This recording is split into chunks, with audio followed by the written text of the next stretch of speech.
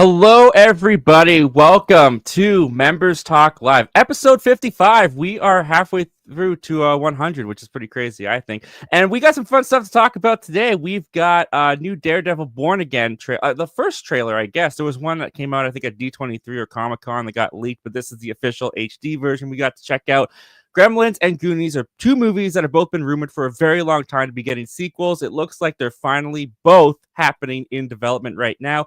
The Russo brothers coming back to the Avengers was a little bit of a question mark. Robert Downey Jr. coming in as Dr. Doom had some people hesitant. I'm really excited about that. Well, the Russos went in a little bit more as to why they decided to come back. So we're going to talk about that, as well as Andy Muschietti, possibly our future Batman Brave and the Bold director, is out there running his mouth about why he thinks that The Flash failed at the box office. We're going to talk about all that and more. I'm your host, Zach Milne, and this is Members Talk Live.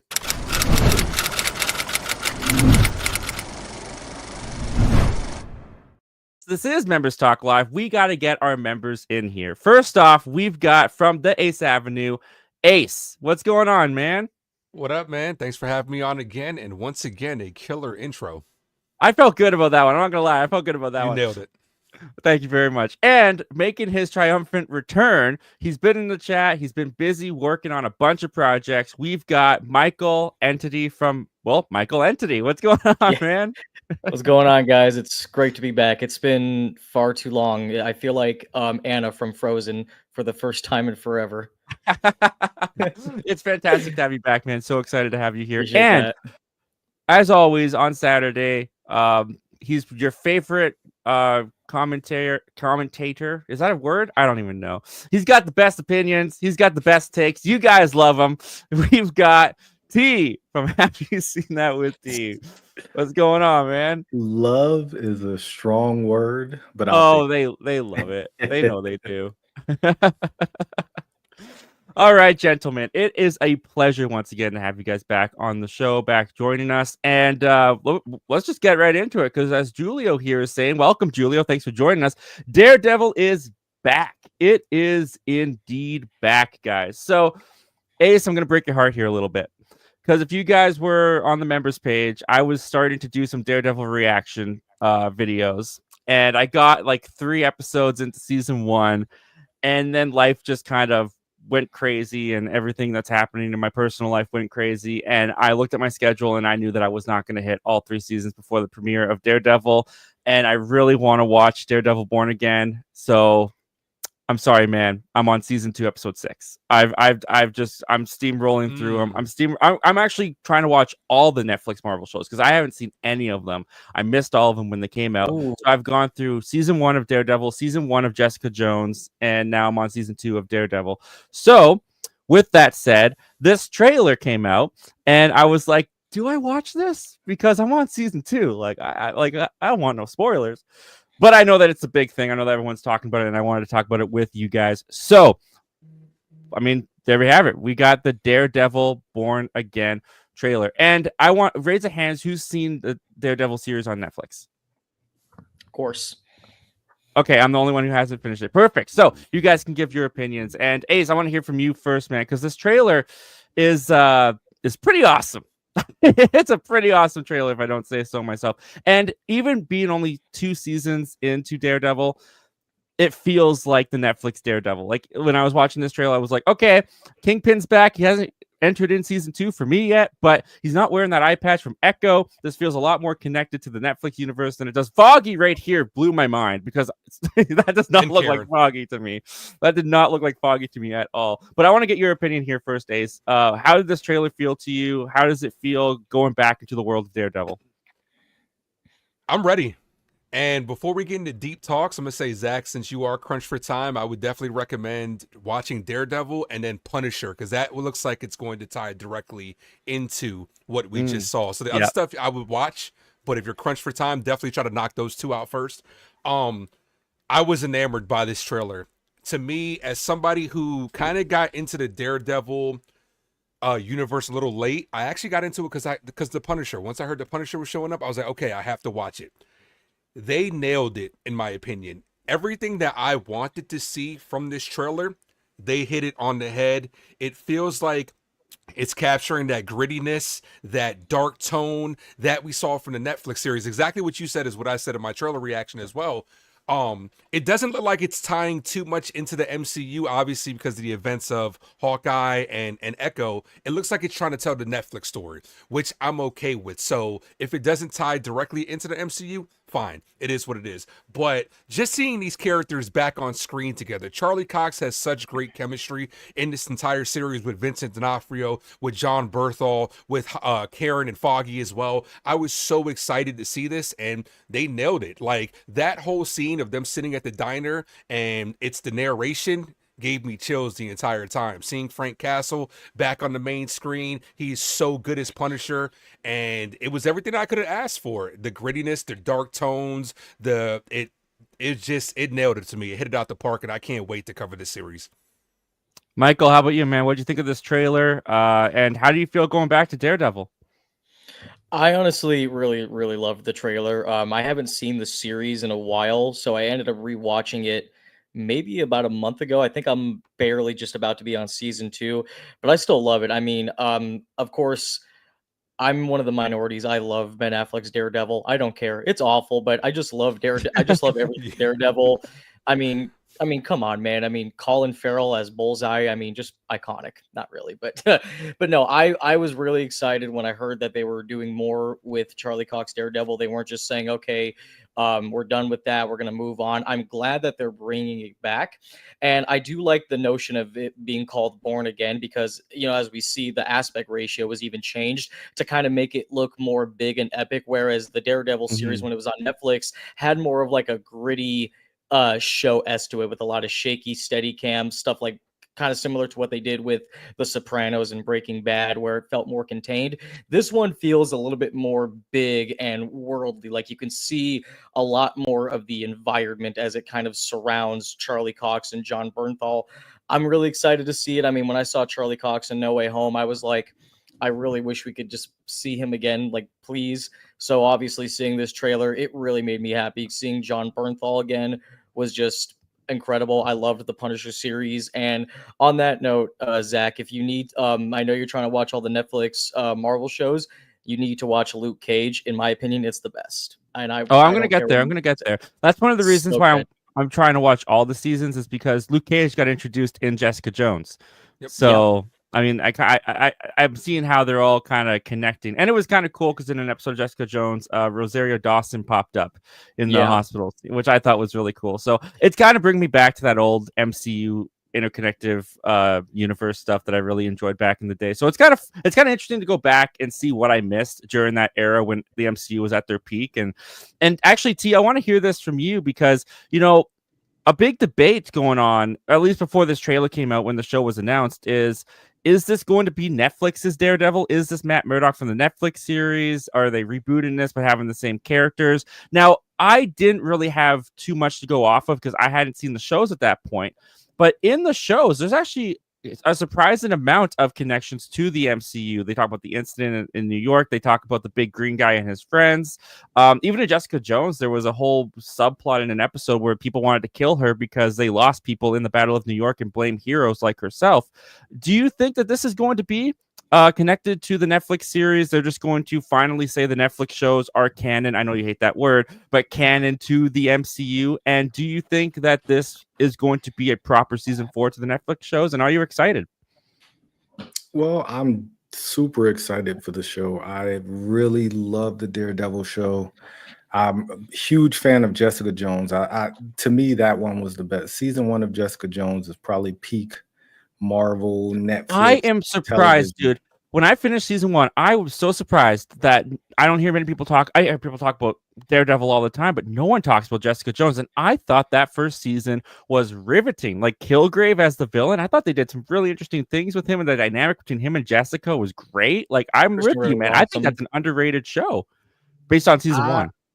I have my thoughts on that. I won't go deep into my thoughts on why people don't talk. I mean, there was some very sensitive subjects in Jessica Jones season 1. True. It was a very touchy topic of the entire season, like a superhero doing what or a supervillain doing what that supervillain did to the superhero. Yeah. So I could understand why like people don't want to praise it for what it is. Like I saw it for what it was. It's just a great show. But back to Daredevil. As far as the canon thing, once again, I find it comical because like they're so street level. It just to me it doesn't matter. Like it's not like at some point Daredevil saved the universe from a cosmic threat. Like he's just fighting a bad guy in the streets of New York. Like so you could you could tie that in with any MCU project fairly simply just by saying it exists there. Like at no point in time in the Netflix did they contradict anything that was going on with the MCU. They just couldn't say anything. Yeah. They couldn't say the Battle of New York. There were words they couldn't say specifically on the screen, so they beat around, like they talked around it, like you said, the big green guy, like stuff like that. They did things to keep themselves relevant to or boost themselves up from the box office of the MCU. So to me, it's a no-brainer that they're part of it. Like I don't see it. Like if Agent Coulson showed up tomorrow and it was in, Doomsday, I wouldn't think anything of it because it's a character I beloved. Like I just don't hold a lot of stock in this canon stuff. What's canon, what's not canon. If a character shows up, just be good. And I think this is gonna now, of course, it's now part of the MCU, but if you reference Netflix stuff, so what? Like it's like we saw it with our own eyes. So it doesn't, to me, it doesn't matter, what you call it. It's just going to be a good show because this trailer is amazing. Yeah. No, Ace, I mean, especially that shot right there. That shot, yeah, because we already saw that helmet in She-Hulk. So that kind of, it loosely puts it in that universe because of little Easter eggs like that, Yeah, well, Ace, back in the day, when Ike Perlmutter was running the Marvel television side, and Ike Perlmutter and Kevin Feige, as I understand it, did not get along. Kevin Feige did not like Ike Perlmutter. There's a lot of reasons why the shows mentioned the movies, but the movies always ignored the shows. And that's a big reason why someone like me, who was big into knowing the behind-the-scenes stuff and knowing that Kevin Feige was going to ignore the shows, that's why I never watched Agents of S.H.I.E.L.D. That's why I didn't watch the Netflix Marvel shows, because I was really into the MCU, and I knew that they weren't really going to be consequential to the MCU. But now Ike Perlmutter is gone. He's been gone for a while. Kevin Feige has hold of all of these characters. He runs all of it now. Do you see a way that this will officially confirm those and bring the Netflix shows into the fold? I mean, we're seeing John Berthel back as the Punisher already, too, along with Charlie Cox and Vincent D'Onofrio. The fact that they went back and reshot this to include Karen and Foggy, which originally they were not going to do that. Do you think it's the Marvel is looking to make those Netflix shows canon, and I got to start finding them on Blu-ray to add them to my MCU collection on the shelf there? Yeah, I think so, because it just makes sense to do it, especially because you're trying to tell a collective story. We've already seen Charlie Cox, and them bringing back Karen and Foggy into the fold, which I remember watching your reaction, your video reaction. You were like, I can't believe that they even contemplated not bringing these characters back because of how good they were. But little they're things essential. Like, they are essential to Matt Murdock. Absolutely. And they're trying to tell a story.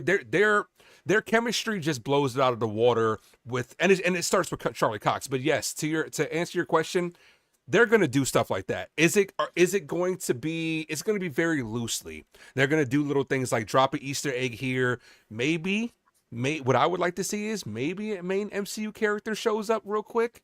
I don't know. Daredevil has a lot of stories with superheroes like Spider-Man. I would love personally to see Spider-Man show up, Tom Holland, real quick. We've already seen it. But I feel like because of what we've already seen, we've gotten the best of both worlds. We've got to see Charlie Cox already in the MCU, and then in She-Hulk, a little lightheartedness. But This is going to be more to the roots of Daredevil, and I definitely think they're going to be tying it in with like little Easter eggs with like what you had just put on screen with the helmets, and then maybe he'll reference something that happened in like She-Hulk, the guy that made his suit, or maybe he'll reference the fight scene with Echo that happened. I don't know what that's the one. That's my biggest question. Where does this stand with that? Even if they're even going to go that direction. If they don't, I'm okay with that. I'm not going to tear it apart if they don't reference, like, because of what happened with Vincent D'Onofrio's character. If they do, they do. If they don't, they don't. I'm just looking for a really good Daredevil series. Yeah, man. And Michael, one thing we haven't touched upon that, like I said, I'm halfway through season 2 of Daredevil, and one of my favorite parts about the show is the action and the brutality of the action, which this trailer showed us they are not going to be lacking in the show itself. What do you think of the action in this trailer, man? Because I thought the trailer had some great action that felt very much like the Netflix show, and that got me, I think, the most excited about this series coming up. I'm happy about it. I mean, I think it's very similar. A lot of people were worried even before the trailer came out, the same way with Deadpool and Wolverine, because we knew that obviously Disney owns Fox now. So a lot of people worried that Deadpool and Wolverine wasn't going to push the limits, which they still did. Deadpool and Wolverine was very gory. And I'm glad that Disney is kind of knows exactly what they're doing at this point. They're not just like downgrading stuff. They're not like making it more family friendly. I mean, kind of like when you watch like the first Iron Man movie before that was even owned by Disney, like that scene earlier where Tony Stark gets lucky, that probably would have never been in it if Disney had the rights to Iron Man before. So I'm just happy that they're keeping it exactly how fans remember it. They're not just trying to appeal to a different audience that wants it more lighthearted.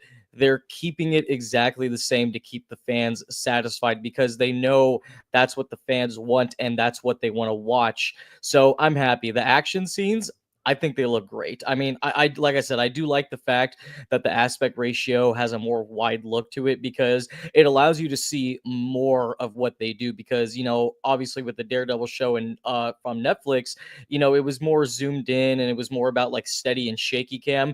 But this, you can see all the choreographed fights. You can see literally just from a beautiful distance. So I think like they stick to the original source material, but they also give a fresh new take on it without changing anything drastically.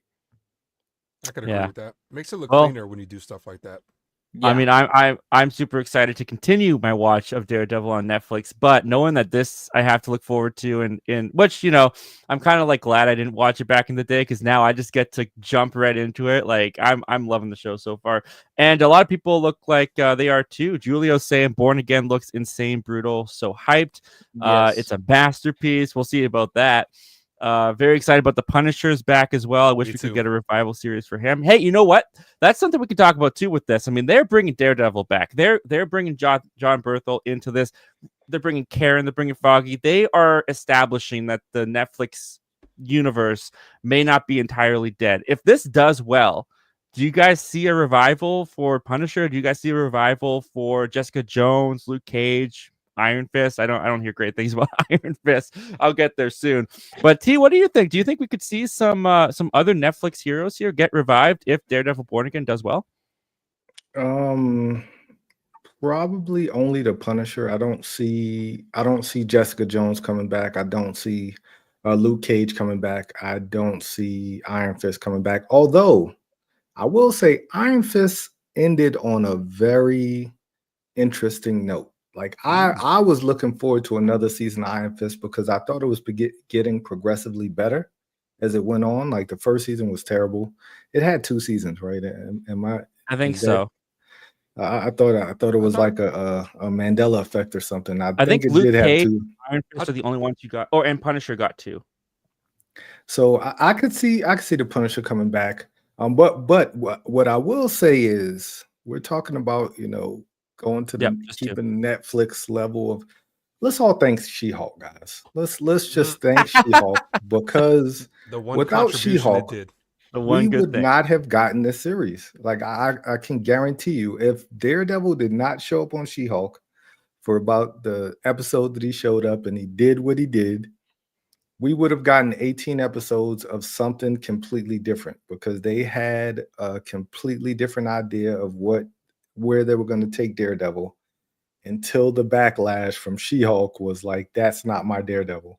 And it's great you bring Charlie Cox back because I feel like he's a chameleon. He can do anything. He showed that he could do comedy. He showed he could do the serious, gritty stuff.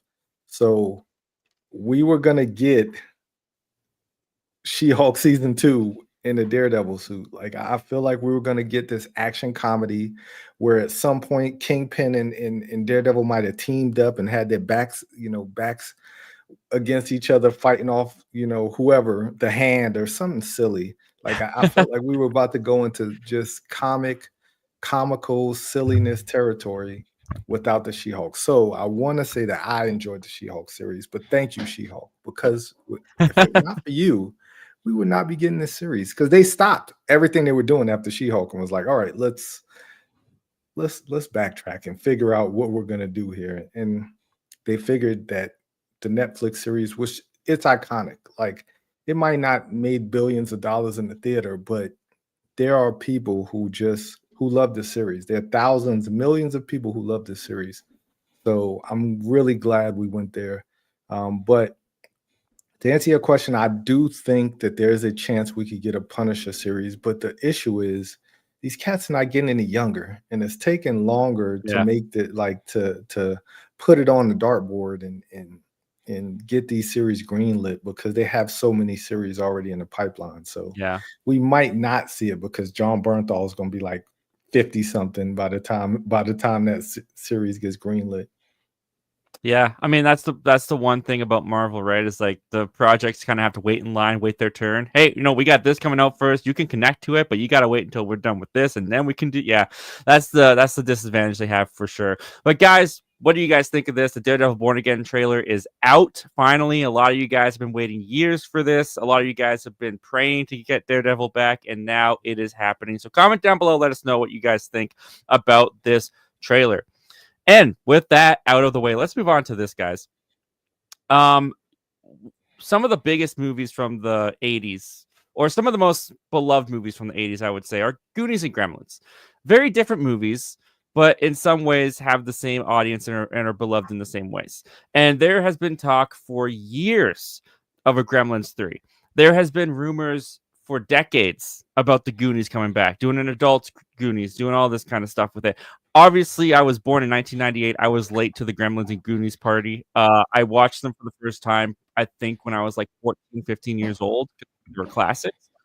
I enjoyed Gremlins more than Goonies. I'll just put that out there. But it looks like it's actually going to happen, because according to this article, new Goonies and Gremlins films are in the works. Here's what Dark Horizons had to say. A new feature piece at Deadline on Warner Brothers Discovery has confirmed that new entries in the Goonies and Gremlins franchises are in development at Warner Brothers. Filmmaker Chris Columbus, who wrote the original 1980s dark comedy Creature feature, is linked to the new Gremlins, but the involvement of director Joe Dante is unclear. Dante has served as a consultant producer on the Max animated series Gremlins: The Secrets of the Mogwai, which has seen as something of a test bed for if there is still interest in the franchise. As Goonies follow-up remains the more interesting prospect, though, talk of new Goonies has floated around for seemingly decades, but the death of director Richard Donner seemed to scuttle those hopes. The report suggests that there is still some life in the projects, which would most likely be a legacy sequel. Surprise, surprise. Bringing back some of the child stars who are now adults, with kids of their own going on an adventure. As both projects are in development stages, who knows when they might arrive. So T, I think I should go to you first, because you probably saw these in the theater. I'm just going to take a guess that you went and saw these in the theater when they came out. So what do you think about this, man? They want to go back to the well of Gremlins and Goonies. How does that hit you? How do you feel about that? He's trying to say because you old, T. I was about to say, yeah, thanks for saying that I'm old. I appreciate that. I did not see either of these. Hold up, did I see Gremlins? I did see Gremlins 2 in the theater. I know for sure I saw that one in the theater. But I know I didn't see because truth be told, I don't think I've ever sat through and watched the Goonies from beginning to end. Like I've seen it really? in pieces through the years, because it just wasn't like the 80s was very interesting for me. I would say I didn't watch too many mainstream movies in the 80s. I watched more cartoons, after school cartoons, and I watched more black movies. That's what I would say. I watch Beat Street, Crush Groove, like stuff, Last Dragon. Like Harlem Nights. That was in the Enter the 90s. Dragon. So, yeah, like stuff like 80s. Oh no, that was 88. I wouldn't saw that in the theater. But anyways, so I don't hold a Goonies is fondly in my heart. And truth be told, I do not like the Gremlins. I saw the Gremlins 2 in the theater against my will, because I find these little cute creatures to be annoying. Mogwai, that character, oh my god, like it's just like Baby Yoda to me. I don't enjoy the cute. Hold cuddly up. Are you saying creatures. that you don't like I Baby hate Yoda? Baby Yoda. I hate, like, every time I see that thing on the screen, I want to punt it. Like I do. That's one of the reasons why I don't hold the Mandalorian as high as other people. Yes, that's an extreme. I with a passion. Like the That's little the thing. hottest take I think I've ever heard in my life. No, I'm not. I'm not on the island by myself. I know there are people who do. Like every time you cut to them, they're just making this cute face, but it's like not helping the situation at all. Like, uh, no, Gremlins wasn't my thing. Like it was very. You might like Critters better. It's those eyes. No, I didn't enjoy Critters either. Critters is even darker than Gremlins. Like Oh yes. Yeah, it just. I knew Gremlins at some point somebody's going to do Gremlins again not because of its cultural relevancy, but because one is going to sell a lot of merchandise. Two, if done right, it really can be great. It could like Gremlins. The original Gremlins is a good movie. I just don't hold it in high. As a kid, I just didn't. It wasn't my comfort movie. Like it was my cousin's comfort. Like they loved the Gremlins. That's probably why I didn't like it, because they wanted to watch it all the time, and it just wasn't my thing. But the Goonies, let it go. Like I don't like who even was in the Goonies. Goonies, Sean Astin? Was he? They never what? say die. Goonies never say die. They'll never let Man, it go. see that's Thank you you, tell. Zach. I don't remember. I don't remember anything. Well, I'll except tell for, you a big reason why I'll tell you why I think they're going back around to Goonies right now. Mhm. Ki-Hu Kwan. Yes. Yeah, The resurgence yeah. of Ki-Hu Kwan. Well, One of the best I mean, resurgences after ever. Love Hurts comes out, we'll see. We'll see if this Yeah. resurgence after Love Hurts. If Love Hurts does really well, like if Love Hurts is like Nobody, like everybody's saying, they're comparing it to Nobody and like the John Wick X action films. If that does well, yes, this movie will get greenlit tomorrow. If it doesn't, they might think about it a little more. Michael, what do you think? You hear Goonies and Gremlins, and they're apparently both coming back. Which one would you like? Which one appeals to you more? Because for me, I'm definitely more Gremlins. Like I said, Goonies, I came late to the party. It's definitely if you grew up with it in the '80s, you probably love it. I thought it was a little bit interesting to say the least. Maybe I was just too old for it at the time. I enjoyed it well enough, but Gremlins is one where if they could go back to the roots of the original because Gremlins 2 is just a Looney Tunes cartoon. If they could go back to, the fun but also the horror aspect of the Gremlins like the first film, I actually think that this could be a pretty fun reboot. And the main actor, I can't remember what his name is, of Gremlins has been talking about wanting to come back for Gremlins 3 for a long time. So I could see him being on board for this. Which one appeals to you more, Michael? I would say probably the Goonies. I like the first Really? Gremlins. Yeah, I wouldn't say Gremlins was like one of those those 80s movies that I always had on all the time. I enjoyed the first one. I've seen it many times. I've actually never seen the second one. I've heard mixed things about it. I mean, if Gremlins 3 does get greenlit, then maybe I might have to have a Gremlins marathon, but I haven't seen Gremlins 2. But I would be really excited for the Goonies, especially as a legacy sequel, which that honestly kind of makes sense. It would be kind of weird to have them as adults going on an adventure without passing the torch on to a younger Goonies. I feel like that would work because legacy sequels can work. Ghostbusters Afterlife proved it. Top Gun Maverick proved it. I mean, you can make a good legacy sequel and pass the torch. Star Wars did okay with some of it, not really. Creed did a great job. Legacy sequels are nothing new. So I think with the Goonies, they can make it work. And all the cast members are alive except for one the actress that played Mama Fratelli and the actor that played Right. Sloth. He was a football player, can't remember his name. But all of the Goonies, they're all still alive, and they're all most of them are very successful. I mean, Josh Brolin was probably the biggest one to come That's out of right. that. Jeff Cohen, who played Chuck. Oh, Was sorry, go Will ahead. Wheaton in the Goonies? Was Will Wheaton? Stand By Me. Yeah, that's Oh, that was Stand By Me. What am I Yeah, thinking of? that's my Who favorite was of all time. was John Austin? John Austin was in the Goonies, wasn't he? Or am I thinking Yeah, of? he was the main. He was the main kid, Mikey. That's what I'm thinking of. Sean Austin. Yes. Yeah, but I mean, they're all. I mean, I think Jeff Cohen, who played Chunk, is actually Ki-Hu Kwan's lawyer or accountant or something like that. That's from what I've heard. So I think honestly, if they really wanted to bring back the Goonies, I mean, I don't see the Goonies bringing in like $600 million at the box office or anything. I mean, it's a very popular movie, but I don't think it would be like a huge big blockbuster. I mean, I just think it would be like a really fun movie to bring back because they've never really done anything with the Goonies ever since. That was like the only thing they've ever done. So it's not like they just kept making a bunch. They beat down the franchise and now they decide to come back, kind of like what they did with Ghostbusters. So I think for the Goonies, I think they could do a really good job. Any movie can be good if they get a good writer, they get a good team, and they get a good script. It's possible. Anything's possible. But is it a good idea, Ace, do you think, to bring back the Goonies at this point? I mean, I don't know enough of kids to know if this is a generational movie. Like I said, I watched it at 14 only because I knew that it was a popular classic. But I don't know if Goonies has had, aside from with the adults who grew up with it, I don't know if it's had an enduring like a lifetime, as well as Gremlins. Like it mentions in that article, they did that animated show to see if there was still life in the franchise. I didn't know anyone who watched that anime. I forgot all about. I saw the trailer for that once, and I forgot all about it. Like, are these properties that can still work? I think even the creators forgot about that show.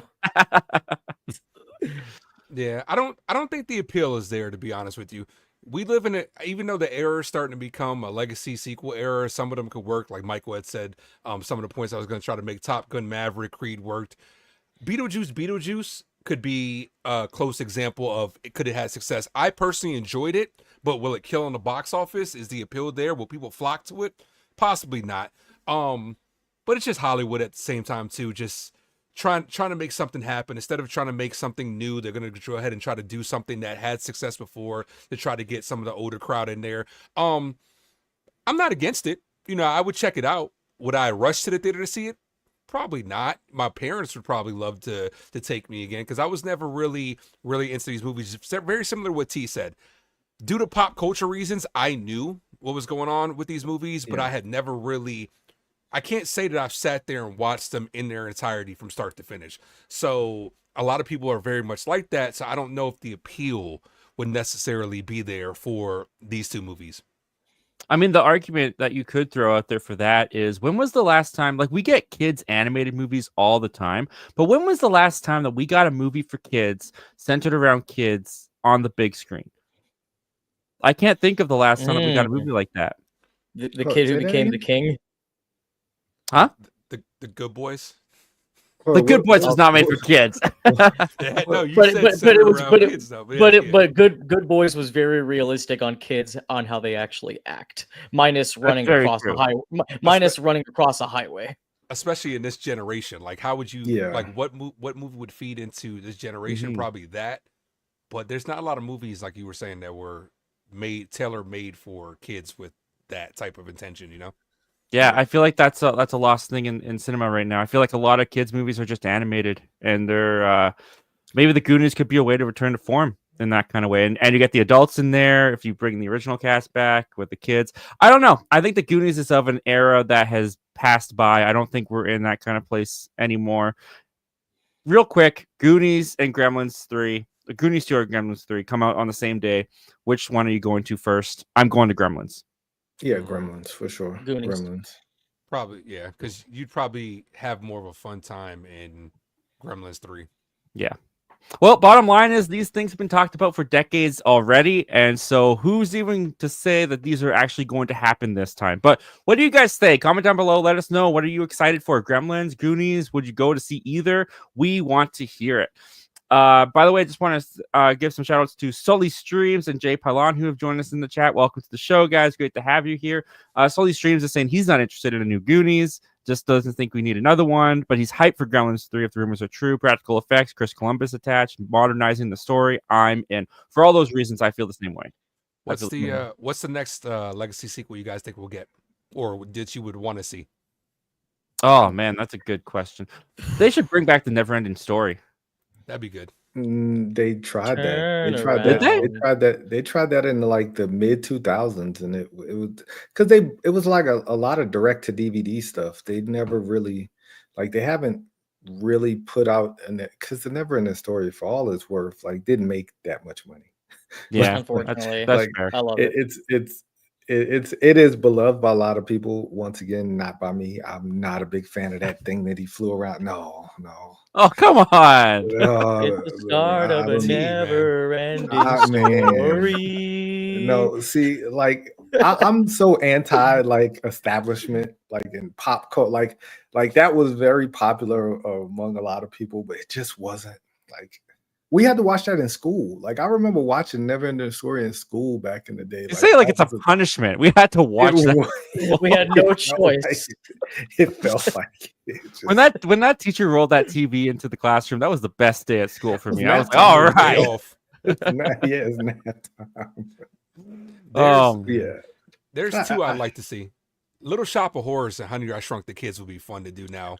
Well, They shoot talked the- about Honey I Shrunk the Kids. Rick- They were Rick going to bring back Rick Moranis. Moranis for the Disney Plus show, and then that just died and went away. I haven't heard about it since. I was looking Well, Rick forward to that. Moranis refuses to come back into Hollywood. I would have loved for him to show up in Ghostbusters. I was like waiting in my seats for him to just pop in. It could have been Yeah. a post credit. It could have been anything. Like I would have lost it if he just showed up for a few seconds. But I yeah, miss the him so he much. just The last Yeah, time I he's- saw Rick Moranis on screen was on CCTV footage of him getting punched in the face on the street or something like that. Oh my Remember? God, You I guys remember that. that? That was just some random guy. Just attacked Rick Moranis. That was crazy. Anyways, we've got more topics to go through before we run out of time here. And one of them is going to be this, because as we all know, some of the biggest stories going on in the pulp culture geek world right now is the fact that Joe and Anthony Russo are coming back to do Avengers Doomsday as well as Secret Wars. And if that wasn't enough, the next big story, or even bigger story, is the fact that they got Robert Downey Jr. to come back and he's playing Dr. Doom. Well, that has left some people puzzled, some people excited, and some people just full on like, nope, this is desperate. Marvel's really scraping the bottom of the barrel with this one. Well, we haven't really heard too much about why Anthony and Joe Russo have decided to go this direction particularly, but now we do, because coming from Dark Horizons, the Russos talk about returning for more Avengers, and here's what they had to say. Joe and Anthony Russo are returning to direct the next two Avengers movies, something of a homecoming for the pair who directed the second and third Captain America and Avengers films. Both Marvel and Russos themselves have faced rockier roads in recent years due to some notable failures amidst a few success stories. The MCU's failures have been well documented. The Russos have had some luck with producing films like Extraction and Oscar-winning Everything Ever All at Once, but their directorial efforts like Cherry and The Gray Man haven't worked out so well. Ahead of their newest work arriving, the big budget The Electric State, hitting Netflix in March, the pair spoke with Empire explaining why they're returning to Marvel. And this comes to us from Joe and Anthony Russo themselves. Endgame was the end, and it took a little time for us to begin to think about it as something other than an end. We're very close with Kevin and the entire Marvel team, and we've had conversations through the years. We've talked about a lot of ideas. Really, what happened was we ended up stumbling upon an idea that activated all of us. You couldn't see it coming until it came, and once it came, it was like, well, that's a story that we need to tell. There were ideas that we were trying to wrap our heads around that preceded this one, and we just never found the story. I remember calling writer Stephen McFeely and said, hey, crazy idea. What do you think if we all go back and do Secret Wars? And Stephen was like, no, absolutely not. And then he hung up. The next morning at 7:30, he called and was like, all right, I have an idea. The filming on Avengers Doomsday is expected to kick off shortly in the UK ahead of the plan, blah, blah, blah, blah, blah. Basically, the whole reason why I wanted to talk about this story is because this is the stuff in Hollywood that this is when I get excited about a project, because this was on the surface looking a little bit like a cash grab. Oh, we've got Robert Downey Jr. coming back, but he's not Iron Man this time. He's the villain this time. And how are they going to do this, evil Avengers switcheroo? Is it just a gimmick? And in some ways, it did come across that way. But what I like about these comments in particular is it wasn't just how do we come back and how do we just make $1 billion? Oh, let's get Robert Downey Jr. The fact that they initially, especially the writer, initially said, no, we're not doing this. I'm not coming back. But it wasn't until they landed on an idea, which we can only assume is the Robert Downey Jr. Dr. Doom idea, that then activated and got them excited and it's reminiscent to me of how I felt when Toy Story 4 was announced. Because when Toy Story 4 was announced, I was very much in the camp of, It's a cash grab. They just want to get more money from the Toy Story franchise. They ended the third one perfectly. Toy Story 3 should have been the end. Why are they doing this? But then as more comments from the creators behind the scenes came out, it was very much like, well, we just had this itch we needed to scratch, because we realized that Toy Story 3 was the end of Andy's story, but not the end of Woody's story. And once that little nugget entered our brains, we couldn't get it out. We had a story that we needed to tell. And when that narrative started to change in that way, that's when I got excited for Toy Story 4. And in my opinion, Toy Story 4 turned out great. And it turns out that they have an idea that was worth telling.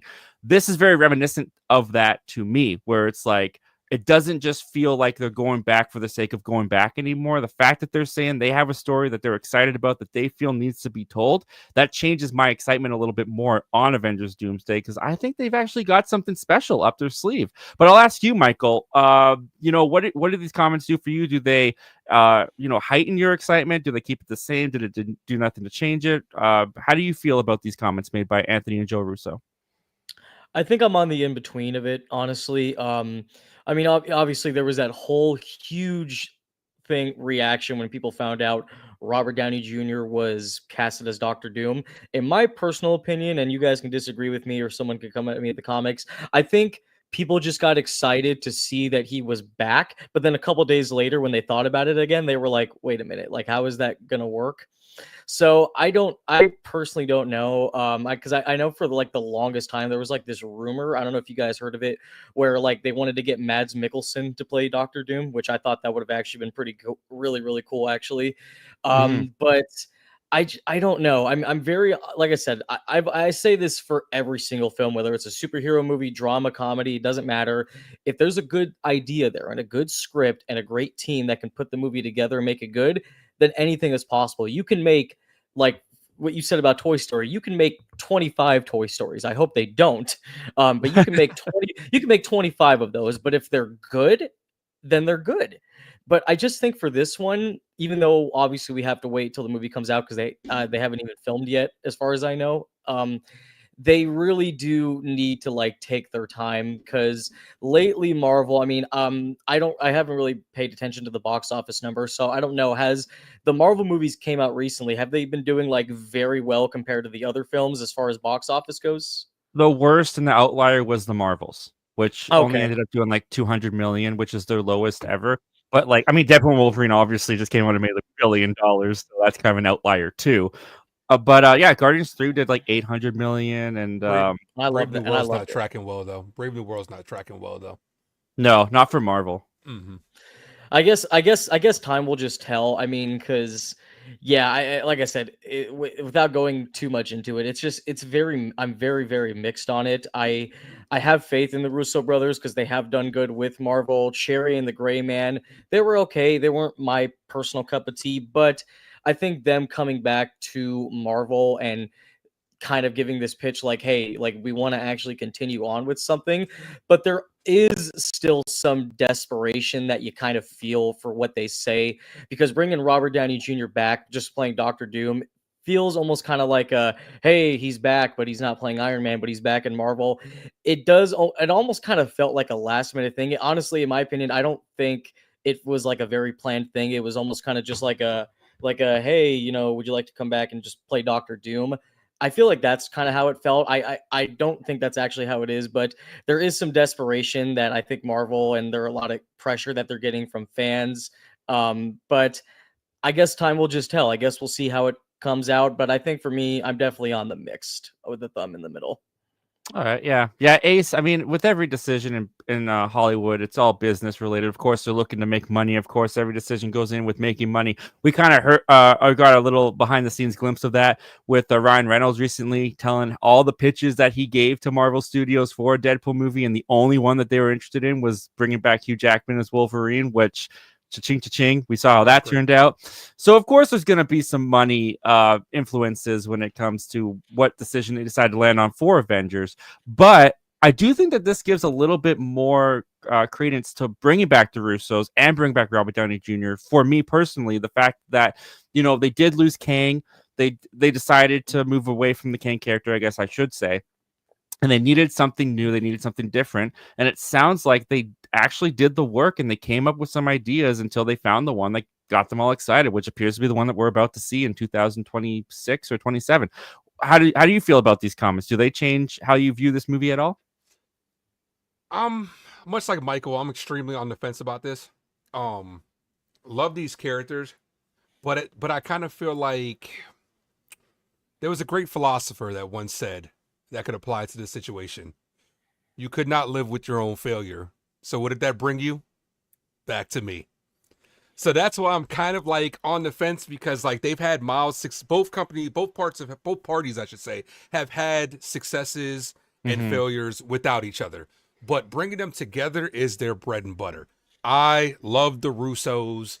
In my opinion, they're responsible for 4 out of the best Marvel movies: Winter Soldier, Captain America, Civil War, Infinity War, Endgame.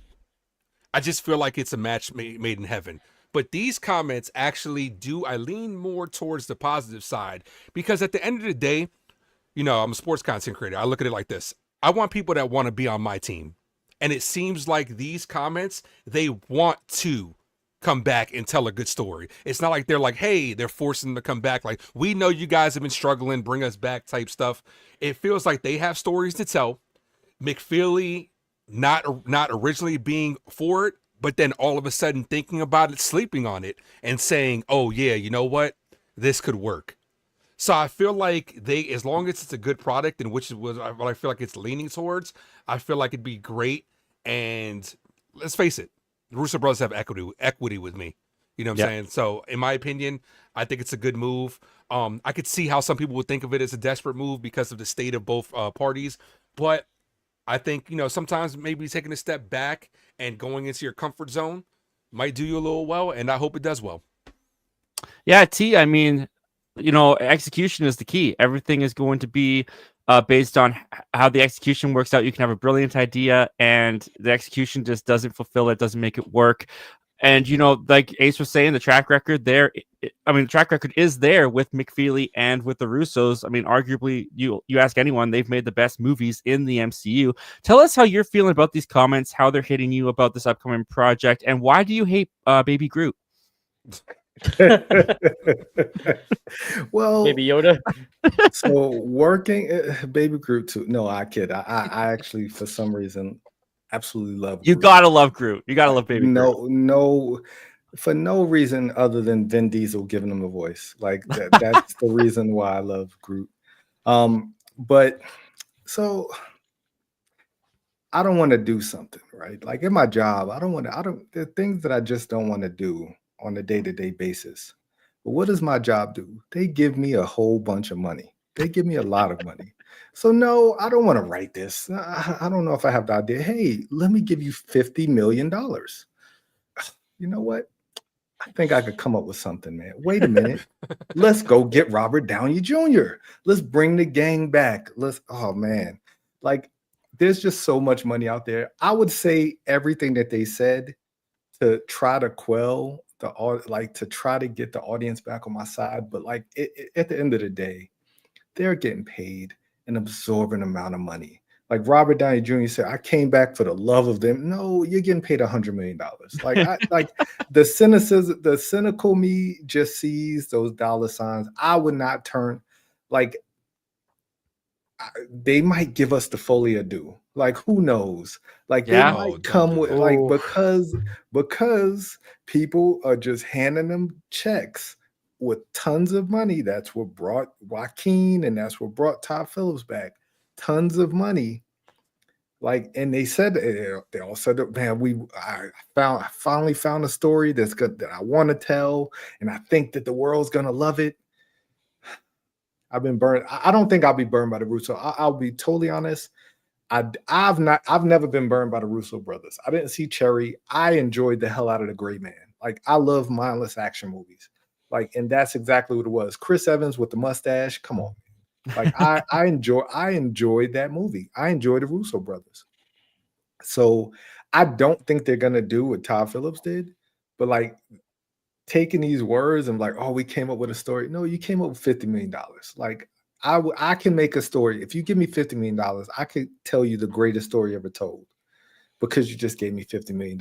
I'll sleep on it. Nah, I don't think I want to do it. Oh, $50 million? I think I can help you. Like, I think I can help you, you know, or we Makes can a help each partnership other. going on. But Yeah, like what if it's both though? What if it's financial success and the love of it? Because think about it. With Secret Wars, they're gonna get access to characters because of the mergers that they couldn't use before. So now maybe they're like, yo, we were always excited to have Daredevil. We were always excited to have insert name here. You know what I'm saying? So I mean, I think it could be both. Yeah, no, they're definitely, I use this term a lot. They're playing with house money. Like with Secret Wars, the issue is the issue I have with all of this is I don't think that Secret Wars are going to have to make $2 billion in order to recoup what it's going to cost to make this movie. Like, I mean, it is. It might. I would not put it past it. If it wasn't for James Cameron and being petty, Endgame would be on number one all time right now. Look at Deadpool and Wolverine. Deadpool, you just took Deadpool and you had Wolverine. You put them in a movie together. It made $1 billion. You put Deadpool, Wolverine, Daredevil, the Fantastic Four in Secret Wars. X-Men could get introduced in Secret Wars. You're gonna bring back Robert Downey. This thing's gonna make bank. It's gonna do really the most expensive movie ever made, mate. Exactly. It's gonna cost up close to $500 million just to get it made. Yeah. And that's lowballing actors. That's getting Anthony Mackie to come in for 10 minutes to do a shoot. Like they're gonna lowball a lot of these actors in order to get the budget below below 500 million. Like Robert Downey Jr. already 100. Russo brothers, I don't know if they're getting a combined 50 or 50 a piece. I don't know. Or 75. I don't know the numbers, but like this movie is gonna cost so much to make. And one misstep with this movie, and not saying it's gonna be like I don't want to be completely negative. I just this is gonna be a tall task to make money back. Like if they're doing, like, the key to Disney and Marvel getting back to where they were was keep the budget below $200 million, and you can then make a big profit. Like if you keep ballooning up the money, that's not necessarily going to mean people are going to go out to see it. Yes, if you have Wolverine and Deadpool, if you have Spider-Man, if you have you got Cat back, Chris Evans, if you got Robert Downey Jr., like that old feeling, that Endgame feeling is going to come back. But they really are going to need to make $2 billion to make a profit on this movie because of how much it's going to cost for them to make this movie.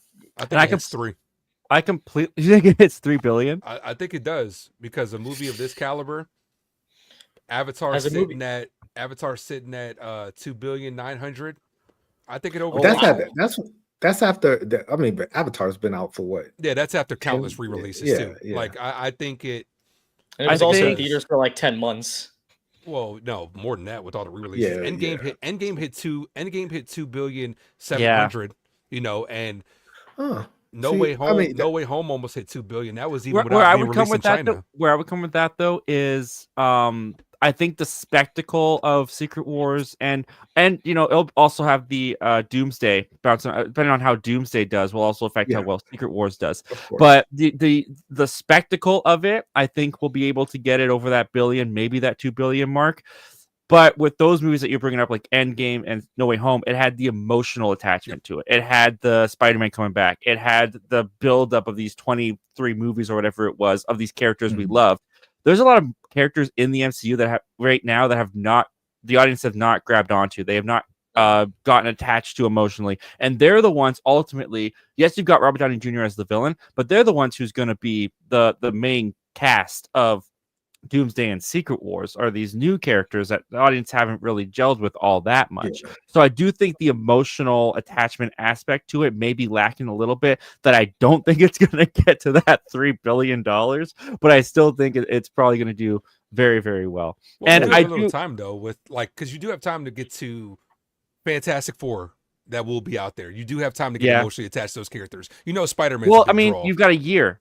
They've got to knock the one movie they have out of the park, and then they appear in the Avengers film. So that's a whole other conversation. Like I said, they need to nail this Fantastic Four movie. It could be a hot take, but like I said, I just want to be on the record.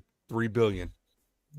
All right, I'll remember that. I'll remember. I mean, I'll I'll hold say you I to was it. wrong. I thought Deadpool Wolverine was gonna hit 2. I did say that. I mean, if I'm wrong, I'm wrong. But I'm gonna go on the record to say this movie Secret War is gonna be huge. It really is. 3 billion. Yeah, I hope and so. and usually I do agree with I agree with T on like the disgusting thing about Marvel is that they just have money to burn. Like they they can throw it around. There's rumors that this new Captain America movie costs like $400 million with all the reshoots and stuff. That movie's not going to make its money back, but they don't care. They just have money to burn. I do think they need to limit the budgets a bit more on their solo movies and their new character movies, but not when it comes to the Avengers. When it comes to the Avengers, that is your Super Bowl that you put everything you have into Avengers. Blank And check. I do think Secret Wars has a little bit of a disadvantage with just how weird it could be, like Battle World and the whole aspect of that. Like, we'll see if the audience will grab onto that, and if they'll. But Michael, I want to hear from you about just the success that Secret Wars can have. Do you see it hitting $3 billion? I just want to see what you think about that. I mean, the fact that even Avatar, I don't think any movie's ever crossed over $1 billion. Avatar barely did, so I personally don't think so. I mean, if it does, then that'll be like in the Guinness World Records. But no, I do not see it going over $3 billion. Probably not even $2 billion. Only time will tell. I mean, everyone was surprised that Top Gun Maverick made $1 billion. Like everybody Yeah. was. So Yeah. anything's possible, but I don't see it happening. Yeah. No, that's fair. Well, guys, we do have one more topic, but we are out of time. Yes. And Oh no, please. you want to do it? Nah, You want to do have it? to. Okay. I gotta do. Oh man. Okay, Let's so set- we'll let's set a timer. do this for you. We'll do it quick. We'll do it quick. Okay. Yes. The Flash, it did not do well. We all know that. Well, Andy Muschietti has his opinions as to why he thinks it failed.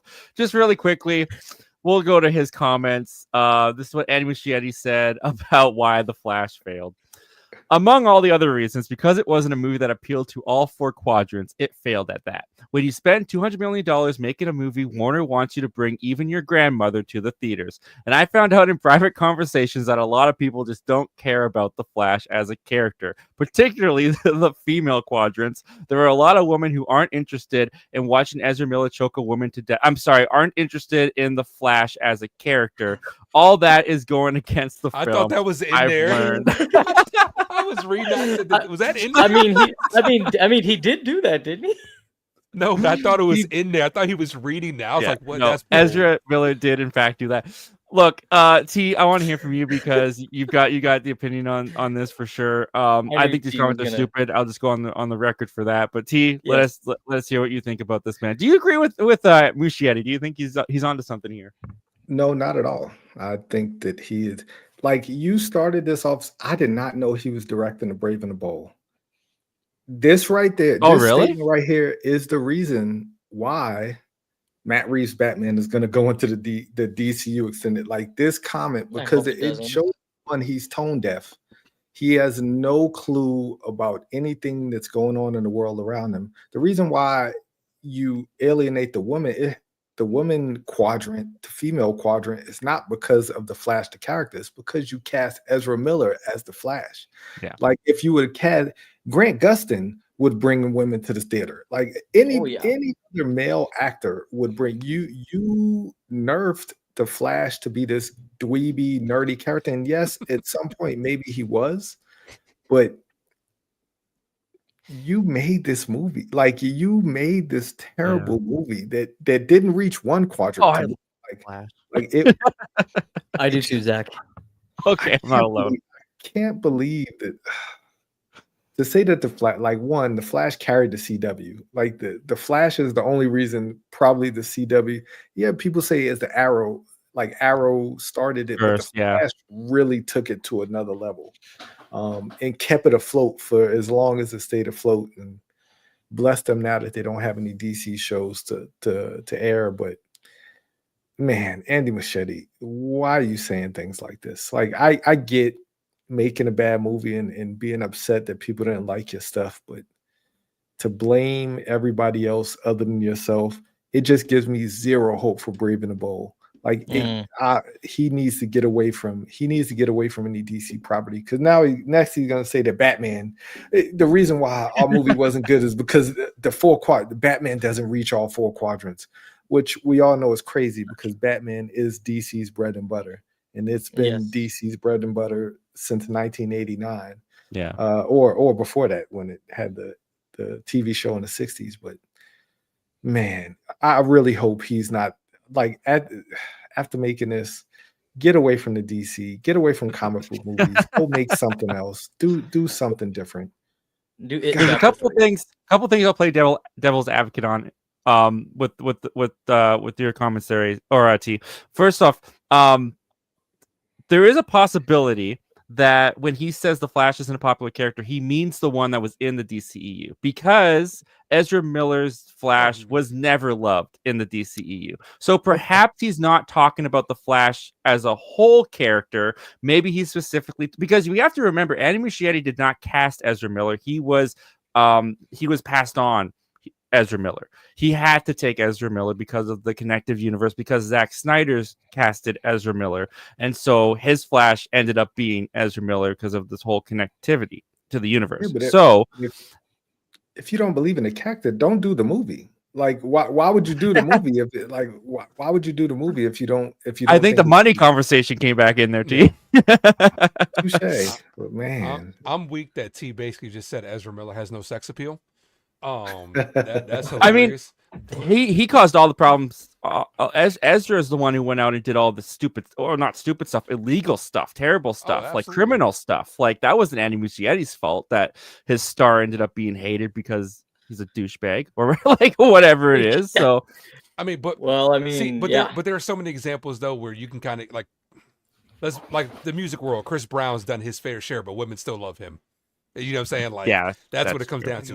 When women go see the Thor movies, that's what it comes down to. But it just seems like this whole entire thing is just one big excuse. Like, why don't you just say we made a bad movie? It's as simple as that. Why don't you say the CGI was bad? Why don't you say no one liked Ezra Miller? Why don't you say the universe was dying? All those pretty much went into why this movie was so terrible. It's just really reaching for excuses at this point. I mean, you don't have to say you made a bad movie. I mean, like I said, I really enjoy The Flash. It's like in my top 3 favorite of the DCEU. Yes. All you have to come out and say is, hey, look, we made a movie. We're proud of it. The audience didn't gravitate towards it, but I'm proud of what I made, and I'm really excited to move forward with James Gunn in the DCU. Like, you just make you don't have to. Well, I found out later that the woman failed to show up, so it's their fault. like. Why would you say that? Why would you say that? Let's see how many women show up to your next movie. That they're really exactly. gonna hate you then. Yep. Yeah. Well, I know we're about to be out of time, so let's set the timer for me for 30 seconds. You guys ready? 30 seconds, go. Ready. Okay. I like The Flash. The reason the movie really did fail was because Ezra Miller. It wasn't like Ezra Miller was an actor that did this one bad thing and then there was a little bit of controversy. He's done many bad things on bad things on bad things on bad things on bad things to the point where nobody likes him. Nobody wants to support a movie that he's in because I thought he was good as The Flash. I thought he was good as Barry Allen. But in retrospect, Ezra Miller, unfortunately, is not a good person. He really is not. And I hope they get the help they need, but that's the reason why The Flash failed. It's not because of the CGI. There have been many movies with terrible CGI that have made $1 billion. The CGI was not the problem. It was Ezra Miller, and that's how I'll end it.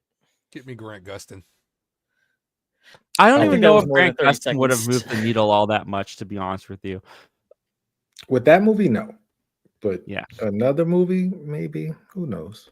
But I will say, I am still excited for Andy Muschietti to do Batman Brave and the Bold, because I did think the Batman sequences in The Flash were awesome, especially Ben Affleck's at the beginning of the movie when he's on like the bat cycle and all that. I think he can shoot some pretty good Batman action, and I think that he can do some good stuff with Brave and the Bold. Just don't attack the audience to defend your movie, and that goes for every filmmaker that's done it. Like, dude, never ever attack the audience for your failure of a movie. Like, hey, it didn't work out, but you still got paid. Okay, you got paid. The movie's out there forever. It can always find a new audience. Don't ever blame the audience for a failure. I think that's the biggest takeaway from these comments for me. But yeah, no. Hot take. I don't think he's going to direct the Brave and the Bold. I think he's on thin ice. I think he's on thin ice. I think somebody like James Gunn might end up directing the Brave and the Bold. Like at the end of the Oh day, like gosh. I don't. I think this guy's on his way out. Like that statement's crazy. Like Yep. like you Open said, you mouth, don't say insert this as foot. a Yeah. yeah. Like you don't need to like. We're 2 years from. It is 2 years since Flash came out, right? It feels like it came out. 2020, Wasn't that 2023, right? Or 2023? 20, Yeah, It was 2023. 2025. Well, Mhm. yeah. 2 years, like we're a little Almost under 2 2 years. years removed from the Flash. Like, why are you making these comments? Like, move on to your next project. The Brave and the Bold is make or break for DC. You don't need to go into it with any other controversy other than just making a movie. I didn't even know who he was. Like, honestly, I would never even like. I didn't even equate him to the Flash's failures because I knew that they were doing a lot with just damaged goods. Like, Yeah. so yeah, he could have skated under that, just say, hey, I like you said, I didn't cast him, like, and I didn't make him do those horrific things. Yeah. Let's just move on. Yeah, Yeah. he was a Exactly. nightmare. Terrible. Yeah. Well, with that, guys, we are now officially out of time. And we had some great conversations here. That was a really great show. So thank you guys for joining. Thank you, Ace. Thank you, Michael. Thank you, T. Before we head out, please tell the people where they can find you. Let's start with you, T. Well, you can find me on the Have You Seen That with T YouTube channel. I'm going to do my one of them days movie reviews today. I already got the script, but today is my wife's birthday. She's taking my daughter ice skating right now. Once she gets back, we're going to go do some things. I'm going to try to get this review out by tomorrow. But yeah, that's where you can find me. Awesome, man. And happy birthday to your wife. Happy That's pretty birthday to the exciting. missus. birthday. Michael, back on the show. Great to see you, my friend. Tell the people where they can find you full time.